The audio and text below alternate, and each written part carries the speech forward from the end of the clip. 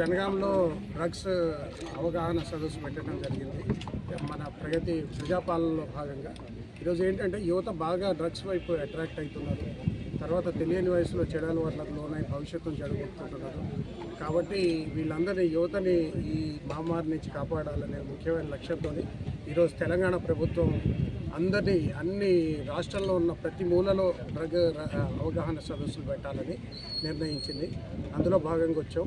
కాబట్టి యువత అందరికీ, తల్లిదండ్రులందరికీ మేము విజ్ఞప్తి చేసేదంటే సే నో టు డ్రగ్స్. అదేవిధంగా ఇది ఒక్క పోలీస్కి సంబంధించిన పని అనుకోవద్దు. ఇది సమాజంలో ప్రతి ఒక్కళ్ళు కూనుకున్నప్పుడే ఈ డ్రగ్ మహమ్మారి నుంచి మన పిల్లల్ని, మన భవిష్యత్తును కాపాడగలుగుతామని ప్రతి ఒక్కళ్ళకి తెలియజేసుకుంటూ థ్యాంక్ యూ వెరీ మచ్.